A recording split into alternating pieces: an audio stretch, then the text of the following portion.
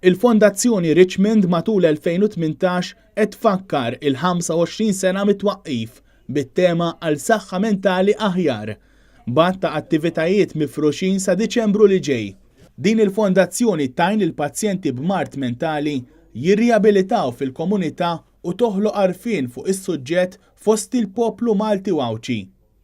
Anthony Gulajmir, imprenditur u motivatur fil-qasam tas-saħħa mentali, tkellem fuq minn fejn nibtet l-idea li waqqaf il-fondazzjoni. U darba kont sejjer l-Ingilterra u rajt da sign ta' fuq l-ajruplan ta' Richmond Foundation għad ħammu nkellimhom ħannara kif x'tista' tagħmel biex in-nies iżomm tihom iktar productivity u ma jkunx hemm dak l-absenteeism.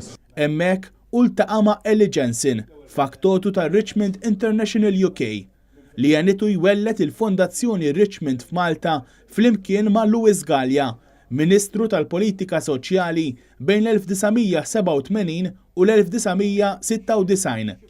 Intqal li kieku ma kienx għalih u gvernijiet nazzjonalisti ta' dak iż-żmien ma kienu kun hawn xejn fis-saħħa mentali għajr sptar akut u servizz ta' psikjatra u psikologa.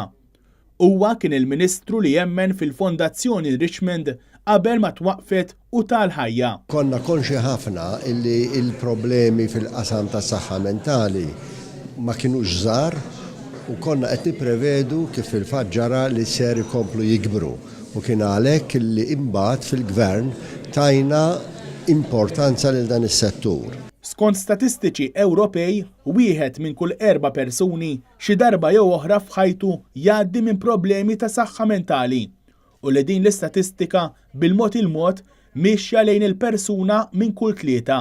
Għalhekk fost l-isfidi elenkati mill-Fondazzjoni biex issaħħaħ ħidmietha f'dan il-qasam hemm l-estensjoni tal-binja tal-uffiċċju tal-Fondazzjoni, l-introduzzjoni tal-ewwel għajnuna tas-saħħa mentali għaż-żgħażagħ, it-twaqqif ta' programm residenzjali għaż-żgħażagħ u s-servizz ta' sostenn psikoloġiku u r-rilokazzjoni tal-programm residenzjali tal-Fondazzjoni għat-tfal miż-Żejtun għal Ħamrun.